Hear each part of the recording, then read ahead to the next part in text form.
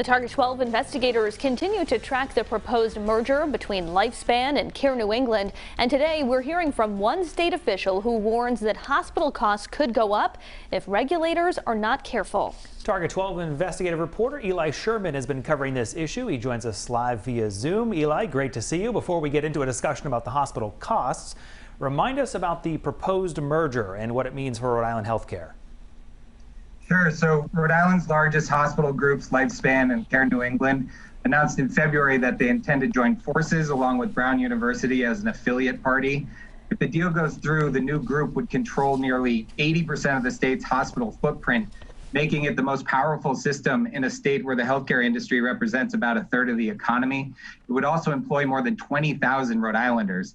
As you might imagine, given the magnitude of this deal, the topic is top of mind for a lot of industry professionals and regulators who are trying to figure out how it might affect patients and the cost of hospital bills in the future.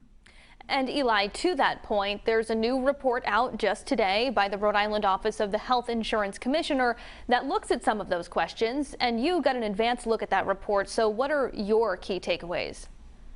So Health Insurance Commissioner Patrick Tighe did not take a position for or against the deal, but he did warn it presents significant risks that could result in higher costs for patients unless closely regulated.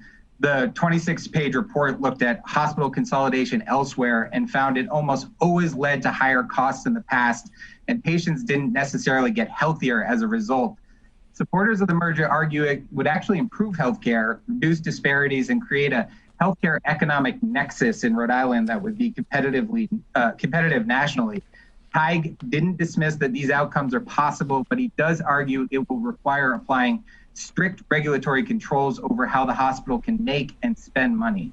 And Eli, certainly he's not the only one who would sign off on that deal. So where does the proposal stand right now? When could we expect a decision either way? Right, so the commissioner doesn't actually get to decide on the fate of the deal, which hospital executives have said that they want to finalize by the end of this year. That authority belongs to the Federal Trade Commission, the state's health department, and Rhode Island Attorney General Peter Nerona.